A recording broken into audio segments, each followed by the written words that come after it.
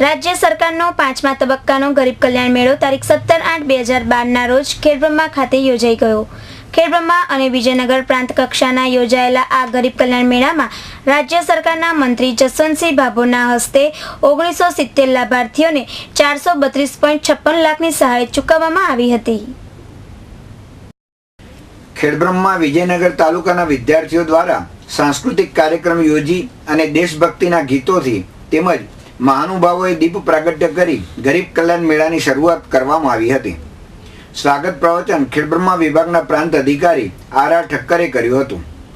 ગરીબોના સર્વાંગી વિકાસ માટે 17 થી 20 આંક ધરાવતા ગરીબ પરિવારોને આવાસ આપવાનો નિર્ધાર કર્યો છે તેવું મંત્રી જસવંતસિંહ ભાભોરે જણાવ્યું હતું। વધુમાં જણાવતા કહ્યું હતું કે દરેક પરિવારને બારી બારણા તેમજ સંપૂર્ણ સગવડતાવાળું મકાન આપવામાં આવશે। સાથે રાજ્ય સરકારના વિવિધ કલ્યાણકારી યોજનાઓની છણાવટ કરી હતી। મુખ્યમંત્રી નરેન્દ્ર મોદીએ ગાંધીનગરથી જીવંત પ્રસારણના પ્રવચનમાં આડકતરી રીતે આવનારી વિધાનસભાની ચૂંટણીની યાદ ઉપસ્થિત જનમેદનીને આપી હતી અને રાજ્ય સરકારની યોજનાઓની માહિતી આપી હતી। સાથે કોંગ્રેસ ઉપર કટાક્ષભરા પ્રહારો કર્યા હતા।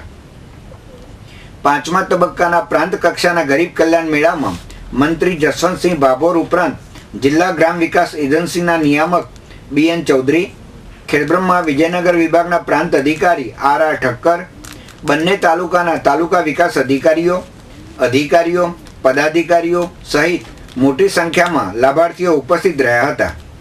આભાર વિધિ ખેડબ્રહ્મા તાલુકા વિકાસ અધિકારી VS નીનામાએ કરી હતી। ખેડબ્રહ્માના પ્રતિનિધિ ભરત ચૌહાણ સાથે રસિક સોની, સિટી ન્યૂઝ, હિંમતનગર।